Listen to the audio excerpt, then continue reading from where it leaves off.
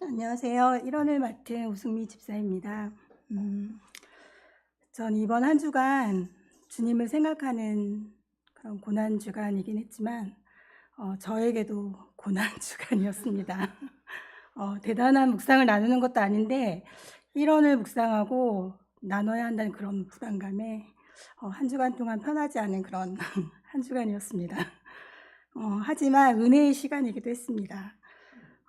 묵상에 도움이 되기 위해서 그리스도의 순환을 잘 표현한 이 영화, 방금 보신 그 패션 오브 크라이스트 그 영화도 상영을 했었고, 그리고 많은 사람들의 간증도 들었고,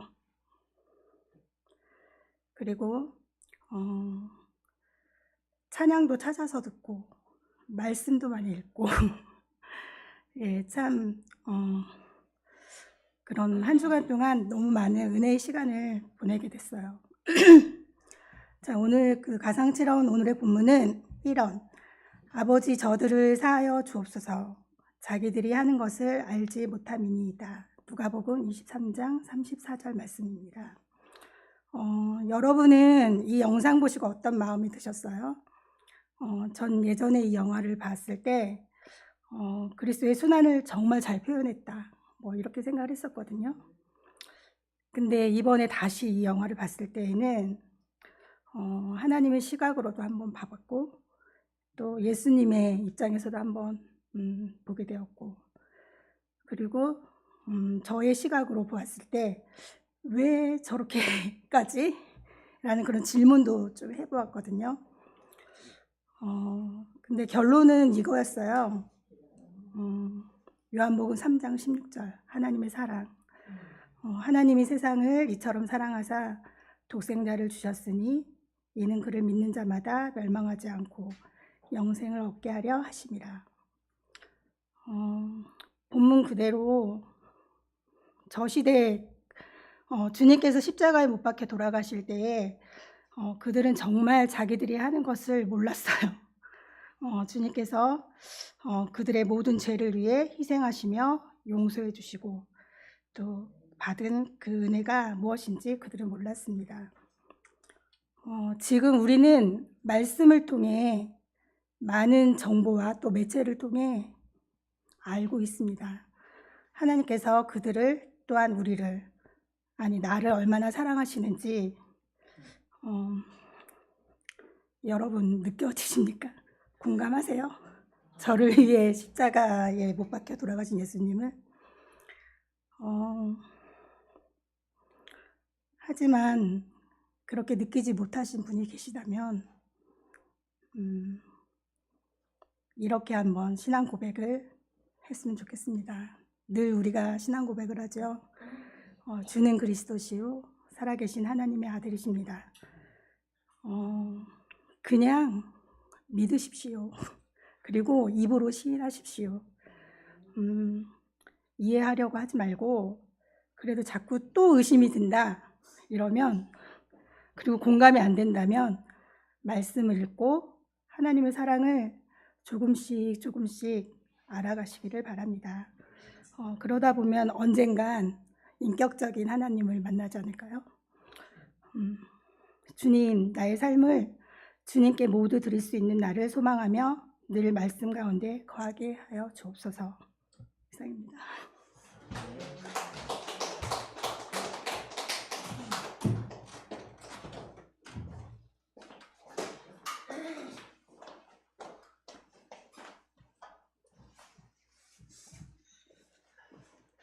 안녕하십니까. 작년에 설 때도 엄청 떨렸는데 역시는 제가 작년에 강도사님한테 물어봤습니다. 강도사님은 강단에 쓰실 때 안 떨리시지요? 그러니까 떨린다고 하더라고요. 지금도 이게 안 떨리면 거만하신 거라고. 저는 거만해지지 않은 것 같습니다. 네, 감사합니다. 저는 이언을 맡은 정영우 집사입니다. 일단은 누가복음 23장 43절입니다. 함께 읽겠습니다. 내가 너와 함께 낙원에 있으리라. 예수님은 이 죄인과 함께 낙원에 있으리라 하고 이렇게 말씀을 하셨습니다. 그러면 이 죄인이 어떻게 낙원에 있을 수 있을까요?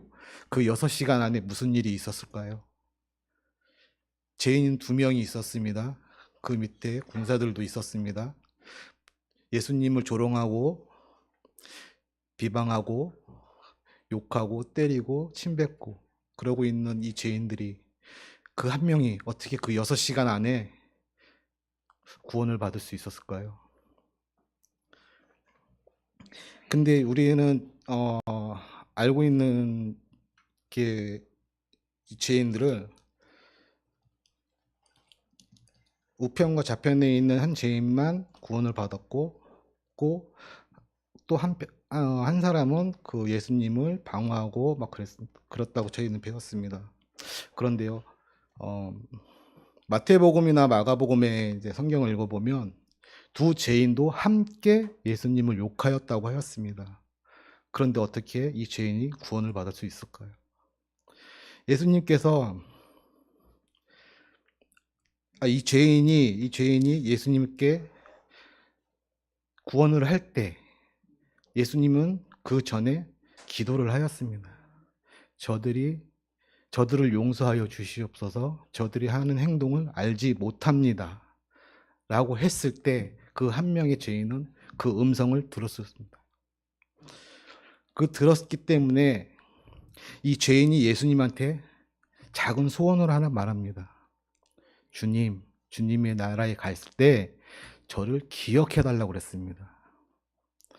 주님, 저를 데리고 가달라는 소리가 아니라 저를 기억해 달라고 그랬습니다. 근데 예수님은 더 크신 사랑을 주고 말았습니다. 내가 너와 함께 낙원에 있으리라. 저는 오늘 한 주간을 고난의 시간을 저도 함께 보냈습니다. 정말 힘든 한 주였습니다. 내려갈 때는 기분 좋게 내려갔다가 올라올 때는 우울한 마음으로 올라오곤 했습니다. 그리고 오늘은 또 이렇게 일하는 과정에 남이 제 차를 구멍을 내고 말았습니다. 근데요, 오늘 이상하게 그분한테는 화를 내고 싶은 마음이 전혀 없더라고요. 제가 한 주간 동안 주님과 함께 동참하겠습니다. 이 고난의 시기를 함께 동참하겠습니다. 라고 항상 마음속으로 기도하면서 그렇게 내려갔기 때문에 그분한테 왠지 화가 내고 싶지가 않더라고요. 괜찮습니다. 하다 보면 그럴 수도 있죠. 좋게 또 이렇게 적절한 선에서 합의를 보고 좋게 마무리 됐습니다. 그런데 이제 업무를 마치고 집에 오는 과정에 잠시 항상 들리는 게 휴식 공간차가 있는데 거기를 잠시 들렸다가 커피 한 잔 마시면서 저도 모르게 남을 비판하고 비방하고 있더라고요. 그 무리에서. 그러면 저는 그 죄인하고 다를 게 뭐가 있습니까? 똑같은 죄인 아닙니까? 오면서 한 주간을 주님과 함께 동참하겠다고 그렇게 한 주간을 묵상하고 성경 읽고 다른 목사님들 설교 말씀 듣고 담임 목사님 오늘 새벽에도 이론과 이연에 대해서 말씀을 하셨는데 저는 끝까지 지켜내지를 못했습니다. 그런데도요, 예수님은 저에게 큰 사랑을 주셨습니다.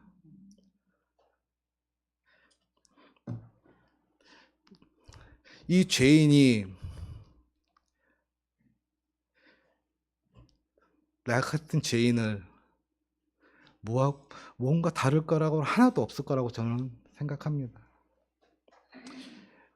그런데 우리 예수님은 너와 함께, 영우야 너와 함께 낙원에 있으리라. 그 크신 구원의 사랑을 주셨습니다. 그러면 이 천국에 간 1호 죄인 아닙니까? 1호 죄인. 함께 낙원에 올라간 1호 죄인. 저도 그 길을 같이 함께 걸어가고 싶습니다. 저 때문에 죽음을 주님, 저는 진짜 주님의 음성을 아직까지도 그 신앙 교회 생활을 이렇게 열심히 하고 성경은 많이 읽었다고 자부심하고 했는데요. 오늘 다시 이연의 묵상을 하면서 제가 그러지 못했다는 걸 다시 한번 깨달았습니다. 매주마다 교회에 와서 기도하면서 주님, 제가 한 주간을 잘못했습니다. 용서해 주십시오.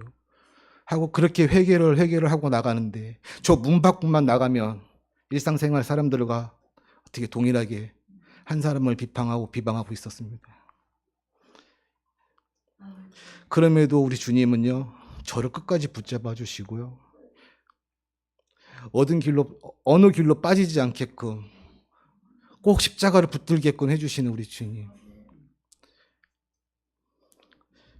이것이 저의 주님께서 주시는 그 구원 아니십니까? 그 낙원 아닐까요?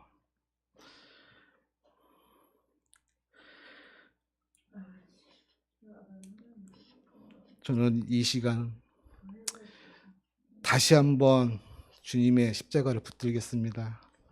여러분들도 함께 동참해 주시기를 바랍니다.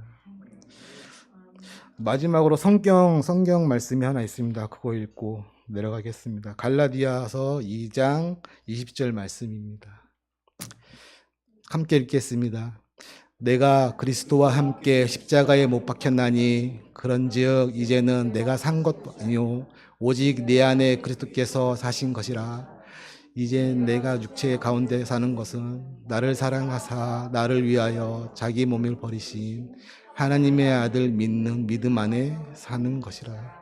우리 함께 그 믿음으로 함께 나가 주시기를 바랍니다. 감사합니다.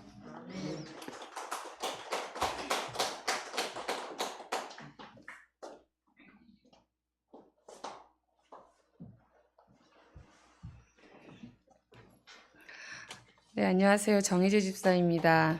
박헌사님 박수. 네, 감사합니다. 저는 이제 제 3원인 여자의 보소서 아들이니다. 보라, 네 어머니라입니다. 이 상황은 이제 어머니인 마리아가 이제 그의 친척들과 친구들 몇 사람과 함께 이제 십자가 가까이에서 예수님을 지켜보는 상황입니다. 그리고 이제 요한을 제외한 모든 제자들은 예수를 버렸고요. 이제 어머니는 이제 아들 아주 가까이에서 아들을 지켜보는 상황인데요. 저는 이제 이 묵상을 하면서 제일 먼저 이 상황을 좀 가만히 생각하고 그 안에 들어가 있기를 바랬어요. 그래서 계속 그 상황을 생각하고 십자가에 못 박혀 계신 예수님, 그리고 그걸 지켜보는 이제 엄마 마리아, 그 상황을 먼저 계속 깊이 생각하는 게 시작으로 이제 말씀을 이제 묵상하면서 하나님, 제가 이 말씀 안에 깊이 들어가서 묵상하기 원한다는 기도로 이제 이 말씀 묵상하게 됐는데요. 묵상하면서 이제 이런 생각이 들었습니다. 어머니를 걱정하는 아들은 예수님의 마음, 그리고 아들을 지켜보는, 아들을 구할 수 없는, 또 아들을 보고만 있어야 하는 어머니의 마음. 너무 짠한 생각이 드는 거예요. 정말 너무 짠한 생각이.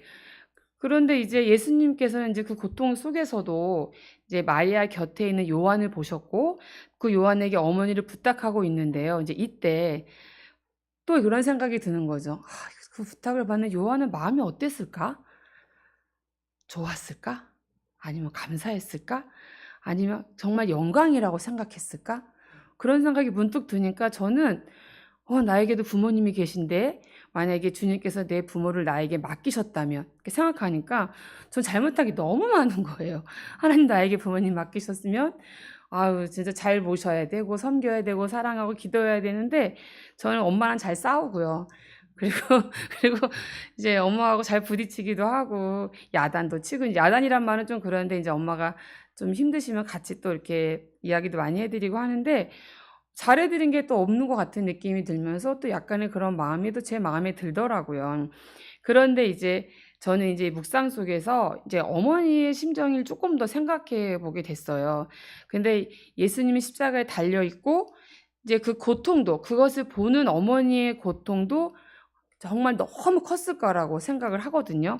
근데 저는 그 입장을 또 생각해 보면 저는 이런 생각이 드는 거예요. 만약에 하나님 저에게 저희 아들을 십자가에 매달아 놓으시고 그걸 나보고 보고 있으라면 저는 아마 정말 화를 내거나 소리를 지르는 건, 하나님 왜 저러십니까? 왜 저렇게 두셨습니까? 정말 원망하면서 그 상황을 저는 이겨내 보려고도 안 하고 정말 미친 듯이 아마 내 딸을 어떻게 정말 그런 상황에서 저는 있지 않았을 거라고 생각을 하게 되더라고요. 그런데 이제 저도 그 어머니 입장에서 보면 그 아들을 지켜보고만 있는 그 엄마 마리아의 심정은 정말 예수님의 고통만큼이라도 거기까진 아니겠지만 고통스러웠을 거란 생각이 들더라고요. 그런데 저도 이제 사실 저에게도 아들이 있잖아요. 그 딸도 있잖아요. 그런데 저는 걱정은 정말 많이 하는 것 같아요. 아이들이 힘들어하는 것도 보기 힘들고, 아이들이 잘 되길 바라고, 또 신앙에서 함께 했길 바라고, 그러면서 어떨 땐 미안한 마음도 들고, 어떨 때는 살짝 원망하는 마음도 들거든요. 그런데 이제 마리아는 그 모든 것을 하나님께 맡겼고 하나님의 뜻을 알기 때문에 그냥 그 상황을 지켜보면서 있지 않았을까? 원망하지도 않고 그러지 않았을까? 그런데 이제 또 그런 생각을 하면서 이런 생각도 들었어요. 아, 하나님 그래서 육신의 어머니로 마리아를 택하셨나? 그런 생각도 들더라고요. 성령으로 잉태하기 위해서 다른 그 여인이 아닌 정말 그래서 그렇게 할 수 있는 마리아를 택하셨나? 그럼 또 저는 또 그런 생각이 드는 거죠. 그럼 나는 우리 아이들을 저에게 주셨는데, 그럼 하나님, 저도 그만큼의 믿음도 있어야 하고, 네, 그만큼의 신앙생활도 해야 하지 않나라는 또 이제 그런 또 약간의 반성 같은 것도 하게 되더라고요. 그래서 저는 이제 성인이 되어가는 두 이제 아이들을 보면서 제 마음대로 또 제 뜻대로 되지 않을 때 사실은 저도 원망하게 되고 그러는데요. 마리아가 아들을 믿었던 것처럼, 그리고 분명히 하나님의 뜻이라고 생각했던 것처럼 저도 우리 아이들을 지켜봐야겠다 하는 또 기도하는 마음으로 다시금 그런 마음을 가지게 되는 시간이기도 했습니다. 그러니까 제 3원이 여자야 보소서 보라 네 어머니를 묵상하면서 저는 이제 어머니를 맡기신 아들의 입장에서는 우리가 효도를 다해야 된다는 마음도 있지만, 또 아들을 바라보는 어머니 입장에서는 믿음과 사랑을 가지고 또 우리가 그 아이들을 키워야겠다라는 생각을 하면서 이 묵상을 마무리하려고 합니다. 그리고 이렇게 묵상을 하는 것도 감사했고요. 그 다음에 또 묵상을 나누는 것도 너무 감사해서 이 모든 것을 하나님께 영광을 돌리게 한 저의 묵상이길 바라고 실천해 나가길 바라면서 묵상을 마치도록 하겠습니다.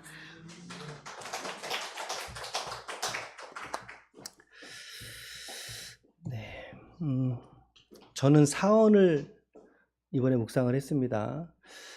제가 최대한 설교체가 워낙 익숙한 사람이어서 그렇게 하지 않기 위해서 좀 애를 써서 그동안의 문체하고 조금 다르긴 할 텐데요. 사언은 엘리 엘리 라마 사박다니 나의 하나님 어찌하여 나를 버리셨나이까 라고 하는 네 번째 말씀을 묵상을 했습니다. 이 말씀은 시편 21편 1절의 말씀을 예수님께서 인용하신 말씀이다. 시편 22편 1절은 이렇게 되어 있습니다. 내 하나님이여 어찌 나를 버리셨나이까? 어찌 나를 멀리하여 돕지 아니하시오며 내 신음소리를 듣지 아니하시나이까? 과연 주님은 당신이 십자가에 오르신 이 상황에서도 이 하나님의 말씀이 떠오르셨을까? 누구나 그런 절대적인 절망적인 상황에서는 긴장하고 낙담하고 절망하기 일쑤다. 그것이 죽음 앞에 있는 사람의 모습일 것이다. 그런데 예수님은 오히려 전혀 다른 반응을 보이고 계시지 않은가? 바로 자기의 감정을 말씀에 잇대어서 표현했다는 사실이다. 이것은 나에게 큰 도전을 가져다 준다. 왜냐하면 내가 급할 때마다 튀어나오는 것은 말씀이 아니라 원망과 불평 혹은 남들과 비교해서 떠오르는 두려움 같은 것들이다. 그러나 예수님은 자기의 십자가에서 절대절명의 상황에서 말씀을 기억해 내셨고 그 말씀을 자기의 감정을 드러내는 통로로 사용하셨다는 것이다. 이것이 나에게 큰 도전을 가져다 준다. 그리고 또 한 가지, 이 언어는 예수님과 하나님과의 관계가 단절되었음을, 십자가에서 단절되었음으로 느끼시는 고통이 얼마나 큰지를 드러낸 말씀인 것 같다. 당장 눈앞에서의 아픔과 고통이 문제였기보다는 예수님에게는 하나님과의 관계의 단절이 그에게 가장 큰 고통의 이유였던 것이다. 오늘 나는 어떠한가? 나의 고통의 이유는 무엇인가? 나는 예수님처럼 하나님과의 관계를 가장 최우선하는 이런 신앙의 안목과 믿음이 나에게 있던가? 오히려 하나님과의 관계가 소원해지는 상황에서도 나는 이것을 스스로 눈치채지 못한 채 그저 오늘도 내가 좀 잘 살았다고 마음 먹으면서 살아가고 있지는 않던가? 나도 예수님처럼 하나님과의 관계를 십자가의 실제적 고통보다 더 우선하고 더 중요하게 여기며 살아가는 신앙이 되고 싶다. 예수님은 이 단절을 통해서 자기의 고통을 드러내셨고 이것은 바로 우리 대신 하나님께 버림을 받으셨다는 의미이다. 예수님이 하나님께 버림을 받았으므로 내가 하나님께 버림받지 않을 수 있다고 말하는 것이다. 나에게 이것은 복된 소식임과 동시에 예수님께는 정말 감당하기 힘든 아픔이었을 것이다. 오늘도 예수님의 이 말씀을 묵상하면서 나 대신 버림받으심으로 나에게 오히려 하나님과의 관계 회복의 기회를 주신 하나님께 감사를 드린다. 내 삶의 모든 어려움과 고난들마다 예수님의 이 고통을 생각하면서 오히려 위로받고 하나님께 온전한 그리스도인으로 서기를 다짐해 본다. 예, 사원을 저는 묵상을 나누어 마쳤습니다. 네, 이어서 우리 하보미 집사님 5원으로 묵상 나눠주시기 바랍니다.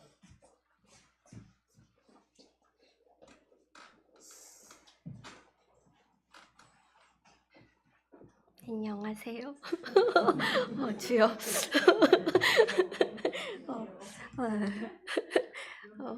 그 말씀 먼저 읽을게요. 요한복음 19장 28절. 그 후에 예수께서 모든 일이 이미 이루어진 줄 아시고 성경을 응하게 하려 하사 이르시되 내가 목마르다 하시니. 5원 내가 목마르다의 저의 묵상은 주님의 갈증, 인내와 순종으로 완성된 사랑입니다. 이번 말씀을 묵상하면서 저는 사랑이라는 단어 앞에 오랫동안 멈춰 설 수밖에 없었습니다. 예수님은 도대체 얼마나 우리를 사랑하셨기에 그 타는 듯한 고통 속에서도 끝까지 십자가에 머무르셨을까? 사랑을 베풀어도 돌아오지 않는 마음들, 침묵으로 대답하는 인간의 냉정함, 전혀 사랑스럽지 않은 우리 앞에 예수님의 그 목마름은, 그 사랑의 크기는 얼마나 클까? 얼마나 아플까? 그 크기를 감히 가늠할 수 없어서 이번 묵상이 유독 어렵게 느껴졌습니다. 작년에 신은영 집사님께서 이 묵상이 어렵다고 하셨던 기억이 200% 공감하면서 준비하는 순간이었습니다. 그쯤 우연히 짧은 영상을 하나 보게 됐는데요. 그 안에 이효리 씨가 이런 이야기를 했습니다. 내 진짜 꿈은 진짜 사람을 사랑하는 거야. 나는 한 번도 누군가를 진짜 사랑한 적이 있나? 아니면 내 자신조차도 진짜 사랑한 적이 있나? 진짜 사랑이 뭔지 아직 모르겠지만 인간을 진짜 사랑하는 거, 내 필요에 의해서 의지하려고 하는 사랑 말고 그냥 모두를 사랑하는 거, 불가능한 일일 수 있을 것 같아. 그 말들이 참 오래 마음에 남았습니다. 왜일까 생각해보니 내가 목마르다는 말씀 앞에서 예수님의 사랑과 인내, 순종이 떠올랐습니다. 그 사랑은 계산하지 않고 그 순종은 끝까지 내려놓는 것이었죠. 그 앞에서 주님은 사랑은 이렇게 하는 거야, 인내, 순종은 이렇게 하는 거야, 말없이 보여주시는 것 같았습니다. 그런데 그 가르침 앞에서 제 마음이 불편해졌습니다. 누군가를 조건 없이 내 온 마음과 몸을 내어주며 사랑하는 게 정말 가능할까? 예수님을 닮고 싶고 늘 고백하지만 제 안에 작은 감정 하나 이기지 못하고 내 기준으로만 사랑하고 내 육신의 힘이 더 중요하게 여겼던 제 모습이 계속 떠올랐습니다. 그래서 한동안 이 묵상이 참 힘들었습니다. 목마름에 관한 말씀도 찾아보고 기도하기를 반복하면서 내 묵상이 잘못되어 가고 있나? 여러 번 마음을 다잡았고 목사님께 못한다고 말할까? 그만둘까 하는 갈등도 참 많이 했습니다. 그런데 그렇게 머무르다 보니 알게 됐습니다. 그 갈증과 괴로움 속에 그분의 사랑의 깊이가 담겨 있다는 것을요. 작은 제가 도저히 가늠할 수 없는 그 사랑의 크기가 결국 제 안에 감사로 채워졌습니다. 그리고 마음을 이렇게 고백하고 싶습니다. 주님, 저도 목마릅니다. 누군가를 끝까지 사랑하지 못해서 제 감정 하나 이기지 못하고 주님의 뜻보다 제 생각을 앞세우며 살아와서 저도 목마릅니다. 사랑은 이렇게 하는 거야. 인내 순종은 이렇게 하는 거야. 말없이 보여주신 주님의 십자가 앞에 서면 제 마음이 작아지고 눈물이 납니다. 저는 아직도 사랑이 뭔지 잘 모르겠고 주님처럼 온전히 순종하며 살 자신도 없습니다. 그래서 더 갈증이 납니다. 하지만 그 사랑을 조금씩이라도 더 알아가고 싶고 조금씩이라도 닮아가고 싶습니다. 부족하고 서툰 저지만 주님께서 보여주신 그 사랑과 인내, 순종을 가슴 깊이 새기고 그 사랑 안에 머물게 해주세요. 그리고 언젠가 그 사랑으로 나도 누군가를 살리는 자리에 설 수 있다면 좋겠습니다. 제가 온전히 사랑할 수 없다면 주님의 사랑을 전하며 살아갈 수 있게 해주세요. 제가 그 사랑으로 살았듯 다른 이도 그 사랑으로 함께 살자고 말하며 살고 또 살리는 믿음이 되게 해주세요. 주님이 나를 살리셨듯 제 삶도 누군가에게 작은 빛 한 점이 되게 하시고 복음 들고 단 한 사람에게라도 다가갈 수 있는 그런 삶이 되게 해주세요. 오한 내가 목마르다. 저의 묵상은 여기까지입니다.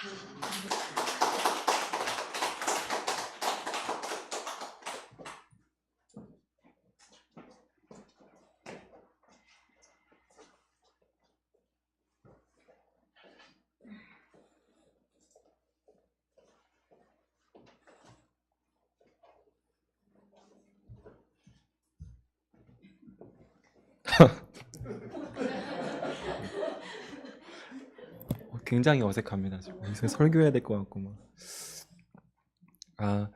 먼저 우리 아이들이 와서 제가 마음이 너무 좋습니다. 아이들하고 요즘 주일마다 성경 묵상을 훈련을 하고 있거든요.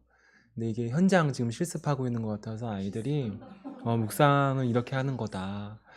참 좋은 시간인 것 같아서 좋습니다. 마음이. 말씀을 드리고 싶었습니다. 저는 요한복음 19장 30절 예수께서 신 포도주를 받으신 후에 이르시되 다 이루었다 하시고 머리를 숙이니 영혼이 떠나가시니라 라는 이 한 말씀을 묵상했습니다. 다 이루었다라는 예수님의 말씀이 참 부러웠습니다. 왜냐하면 누구나 원하는 삶이기 때문이죠. 그래서 사람들은 여전히 성공한 삶이란 무엇일까? 다 이룬 삶이란 무엇일까? 거듭 스스로에게 질문해 보았습니다. 사람들은 잘 살고 있는 것일까? 내가 또 이만하면 성공한 것일까? 이 정도면 이루었다고 말할 수 있는 것일까? 거듭 확인을 받고 싶어 하는 것 같습니다. 그래서 SNS를 보면 사람들은 번듯한 커리어로 또는 통장 잔고나 또 부동산 그리고 내가 얼마나 여유로운 삶으로 사는지 자신이 얼마나 잘 이루어가고 있는지 끝없이 자랑하는 것 같아요. 아니 끝없이 확인받고자 합니다. 요즘은 이런 트렌드가 있습니다. 보면은 자신의 연봉을 SNS에 공개를 하고 사람들에게 확인을 받습니다. 내가 잘 살고 있는 건가? 연봉을 잘 받고 있는 건가? 그것이 유행처럼 번지고 있어요. 그리고 사람들은 저마다의 기준들로 그 사람의 삶을 평가합니다. 연봉을 기준으로. 잘 살고 있구나. 그만하면 잘 산 것 같다. 잘 못 살았다. 여태 무엇하며 살았느냐. 그리고 저도 그런 것들을 볼 때마다 저의 삶을 그 기준들 속에 달아보는 저의 모습을 보았습니다. 나는 잘 살고 있는 것일까? 저들에 비해서. 뭔가를 이루고 있는 것일까? 이룰 수나 있을까? 그런 중에 예수님의 이 말씀이 주어졌고 참 부러웠습니다. 다 이루셨다니. 그런데 예수님도 정말 다 이룬 걸까? 하는 질문이 또 들었습니다. 예수님은 무엇을 이루셨을까? 왜냐하면 비난과 조롱과 멸시밖에 없는 십자가 위에서의 예수님을 보면 사람들의 세계관에서 보면 다 이룬 것이 아니라 다 잃어버린 모습이시기 때문입니다. 예수님에게 고침받고 은혜 받았던 그 수많은 무리들은 십자가에 달리신 예수님 앞에 있지 않고 다 어디로 갔을까? 가장 가까웠던 제자들은 또 다 어디 있을까? 또 심지어 이 땅에 땅 한 평도 소유하지 못해서 다른 사람의 무덤에 누우셔야만 했는데 예수님은 도대체 무엇을 이룬 것일까? 그것은 사실 아무도 하려고 하지 않았던 일이고 할 수도 없는 일이었다는 것을 다시 한번 생각해 보게 됩니다. 율법이 요구하는 모든 것을 성취하는 일이었고 모든 인류의 죄값을 단번에 지불하는 일이었고 그렇게 인류가 구원을 받을 수 있는 길을 열어주셨습니다. 사람들의 시선에서는 아무것도 이룬 것이 없어 보여도 예수님은 모든 것을 이루셨다고 말씀하셨습니다. 사람들을 향해 아무리 설명해도 믿을 수 없는 말인 것 같지만 아무리 외쳐도 받아들일 수 없는 이름입니다. 아무리 외쳐도 받아들일 수 없는 이름입니다. 저도 그랬기 때문입니다. 그래서 감사했습니다. 그 어려운 일을 내 안에 이루어 주셔서 말입니다. 다 이루었다는 그 말씀을 믿게 해주셔서 참 감사했습니다. 그 믿음이 있기 때문에 답답한 내 길에 소망이 다시 보였습니다. 비록 오늘 나의 삶이 사람들이 보기에 이루어 놓은 것이 하나 없는 삶 같지만 때로는 한 발자국 앞의 삶이 걱정되어서 불안함이 마음을 어지럽히지만 당장 이루고 싶은 것이 많아서 다급한 마음에 치일 때가 많지만 오늘 주님은 이 말씀을 묵상하는 가운데에 저에게 말씀해 주십니다. 내가 다 이루었다. 알고는 있었지만 새로운 말씀이었습니다.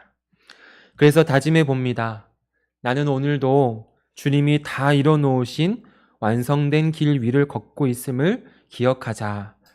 사람이 만들 수도 만들려고 애써도 가능하지 않은 길을 예수님께서 고작 나를 위해 다 이루어 주셨음을 잊지 말자고 다짐하고 또 마음에 새기는 귀한 묵상의 시간이었습니다. 감사합니다.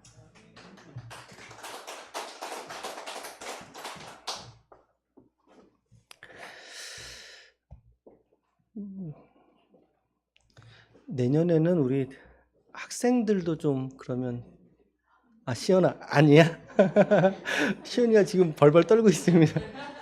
그럼 우리 다솔이 그래요. 저는 마지막 7원입니다. 아버지여 내 영혼을 아버지 손에 부탁하나이다. 누가복음 23장 46절의 말씀입니다. 이 말씀은 가상칠언의 마지막으로 소개되는 말씀이다. 앞서서 사언을 묵상할 때에도 주님은 고통스러운 상황에서도 구약의 말씀을 꺼내어 인용하시면서까지 말씀의 지배를 받으신 분이다. 물론 그것은 예수님의 감정을 말씀이라고 하는 거울을 통해서 드러내신 주님의 탁월함이리라. 마지막 7원에서도 나는 같은 감정을 느낀다. 바로 숨이 끊어지는 순간조차도 예수님은 하나님을 주목하고 있다는 사실이다. 예수님의 시선은 하나님을 향하여 있다는 것이다. 그는 자기의 영혼을 아버지의 손에 부탁한다고 말했다. 즉 자기의 전 존재와 생명을 자기의 아버지에게 맡기고 위탁한다는 뜻이다.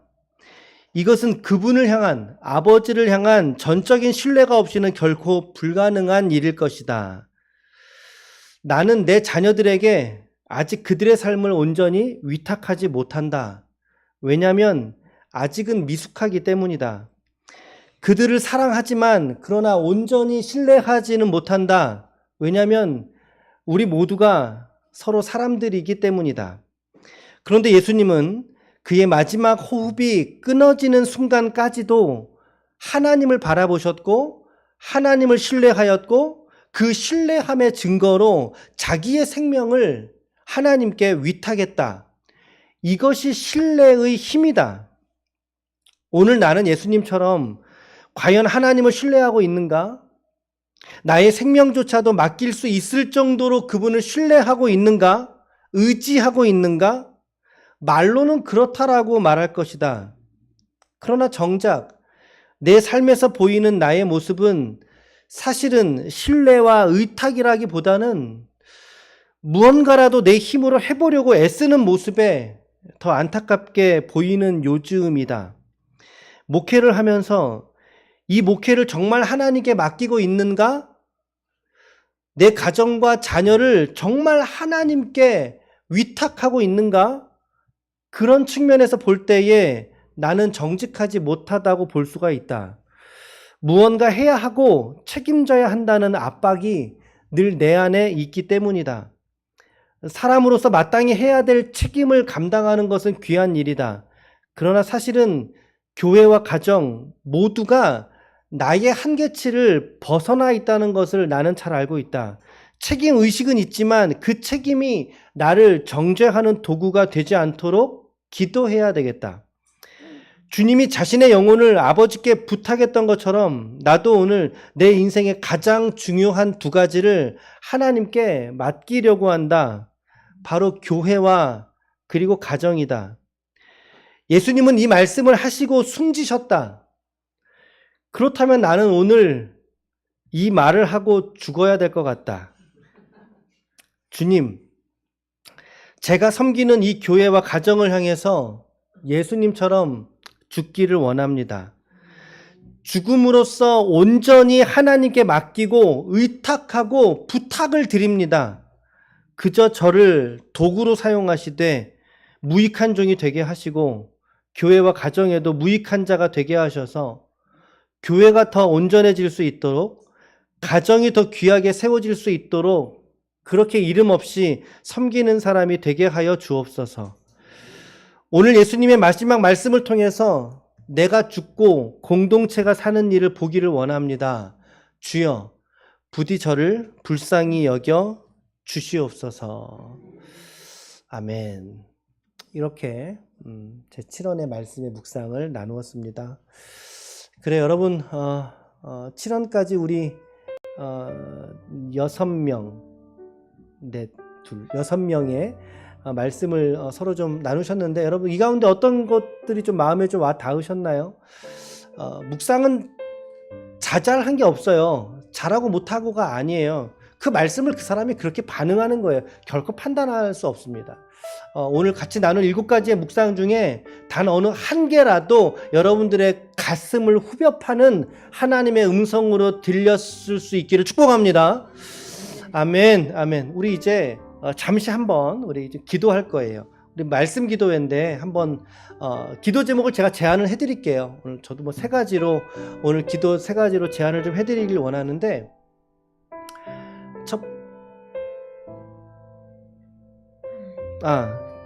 기도가 없나? 없어요? 그래요. 그러면 기도 제목 제한 없이 자유롭게 기도하시겠습니다. 자유롭게. 여러분 오늘 말씀에는요 참 많은 이슈가 있었어요. 사실은 이 안에 이슈가 있었어요.